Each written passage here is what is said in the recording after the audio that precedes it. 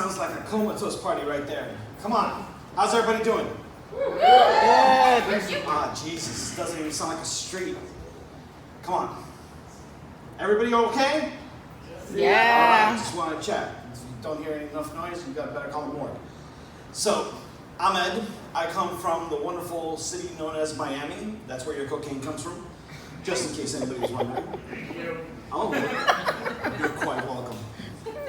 You don't have to worry about an immigration problem over there. We don't have any caravans. Apparently they're called flotillas or an armada, depending on where part of the state you're from. So, no need to worry about anybody stealing anything. Yeah, so as you might have guessed, and as my TSA might have known, I am Cuban. So, I walk in, of course. You walk in through the doors, and what do? This is a completely random selection process. We'll start with you. 10 minutes later, I walk into a room. A couple of morphs later, I walk out, and I got a phone number, and I pass to go join the rest of you on a plane. So, that's how usually my Thursdays start. So, yeah. Other than that, it's a lot of cultural differences I've gotten used to the past 13 years living in Jacksonville. I got married here. My wife is from New York. She's Italian. My family, they're Cuban, and apparently I found out that they're great at several things together. Guilt trips is number one. So once you get married, you learn a lot about certain people. You learn about their culture, their relatives, and all these things. You learn a couple things, particularly that apparently every fucking thing in the world can be better done in New York, according to my father-in-law. And you learn a couple of other interesting things like, apparently I have such a great attitude that I just can't tell people when to shut the fuck up. But I've learned, at least I've gotten better at it. Actually that's not true. I enjoy giving bad news. I revel in it. And I actually got in trouble. I would reasonably say I'm about a heartbeat away from getting fired at my job for my love of distasteful comments to a certain extent. I have a guy that works with me, and he was like, "Hey Ed, how certain are you that this is gonna get done?" And I'm like, "Listen, I'm positive." He goes, "How positive?" I'm like, "As positive as a fucking AIDS test." That didn't go over so well. But don't let that stop you. Don't let that stop you from being the true potential of darkness that you truly can be. So, keep dealing with some of the other people at work, and there's this 62-year-old geriatric woman who I'm about thinking of, calling the cops on. And she is just fucking siphoning the life out of me. I guess it's to make herself stay alive. She told me, "I think I need to write this on a note." And I told her, "Start on your first printing press." It's not buying any friends. I only have a few friends at work, God bless them. They must truly have poor taste. But you gotta work hard to truly shock the shit out of people. So occasionally when I can't shock them, I scare the shit out of them. It's far more effective. I used to have roommates, and I had this one particular motherfucker who would do absolutely nothing but eat my food. And as you may look at me, you may wonder my priority list. And a diet ain't exactly on the top. So this asshole has eaten about 2/3 of my food, and I thought I needed to teach him a lesson. So, how many of you have studied chemistry? A little bit of chemistry. Yeah. Okay, how many of you have watched Breaking Bad and know about as much as Walter White? All right, that's good enough. What I did is I happened to buy some methylene blue. And for those of you that might not know this, methylene blue is a pH stainer, so it turns any acid into this vibrant blue NyQuil-looking color. And I baked a bunch of brownies, and I put about 700 times the normal amount in it. And let me tell you, about 15 minutes later, when he goes to the bathroom, I could hear him cry like he was weeping for his unborn children.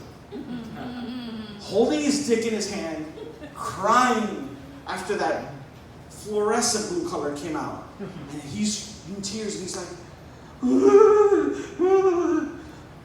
"What's wrong?" Your what? My urine is blue. Oh man, I'm so sorry. That's the last sentence of syphilis. I promise you, for the next 3 weeks, he was the nicest man on earth. And I truly believe that sometimes you have to scare people in order for them to be the better selves. So you want to work on that. I think that my purpose in life, my joy in life, is to make other people better by just putting the fear of God in them. And there's goals to that. What's the worst thing that some of you have ever said to a human being? Think about it for a second. Whatever it is, I probably got that shit times 10 easily. Nothing is better than attending a funeral with me. Not necessarily the wake. Particularly in Miami. Anybody here ever been to a Cuban funeral? No. It's amazing. You show up, there's fucking dogs, there's people in dresses, there's some people dancing, there's a shit ton of food, there's coffee that is the equivalent of heroin. I promise you, you won't sleep for 3 or 4 days. And on top of that, there's always a dead body. And instead of people commenting upon how good someone was, and how wonderful he was, and how amazing of a person he was, I like to remind people about the times that that son of a bitch was a dick to them. You remember the time that he stole your car? You remember at that time that he banged your ex-girlfriend? You remember about the time that he took your kids out and gave them a shit ton of sugar and then sent them back to you while they're diabetics? It's a hell of a memory stroll down memory lane. And my goal is to ease the goodbye process. Because by the time that we get to the burial and we're throwing him into the ground, you're just kicking the fucking dirt in. You're not even bothering using his shoulder. It's like, goodbye, motherfucker. Good boss. Fuck you. Alright? But I say to things that people don't expect. I sit down with my boss, and my boss thinks he's one of these cool hotshots because he has everybody else doing his fucking work. He's sitting there going, hi, Ed. How's your day today? Well, Jason, it's so fucking good. I scream my own name during sex. Keep saying shit to that to your boss. I promise you, there's 2 things that happen. You're gonna have a conversation and you're not getting a raise. But that's totally fine. Because so long as he's scared to ask me how my fucking day's going on again, I'm achieving my goal. Work on things like that. It's long-term objectives in life to teach people behaviors that you don't want. It's like ringing a bell when the dog gets hungry. This is sort of like shouting at an asshole and you say, leaves you the fuck alone. When I look to these goals, that's what I truly think. That's where my purpose in life gets to. You want to hear about traumatic shit? Someone's like, oh, we're going to make a Thanksgiving donation. To fucking who? Oh, the people in California. Why? They got animals on fire already. They should be able to cook their shit for long ass time. Who gives a fuck about them? Oh, you want to find solutions to long-term shit. Get the whole school shooting bullshit. We have an education system that fucking sucks, and we have shootings every other fucking week. You want to solve both problems really quickly? Hey, Timmy, let's give you this mathematic problem. What does first place get? Bulletproof vest. Second place gets the seat furthest from the fucking door. I promise you, we'll be learning how to code faster than any Indian, and we'll be learning better mathematics than any Chinese by next week. Solve your school shootings, please. We can use this as motivation. Okay, kids, this is your obesity problem. This is how you're going to thin the herd. We're going to run 10 laps around the track. If you're not fast enough, may the odds be with you. All right, thank you all.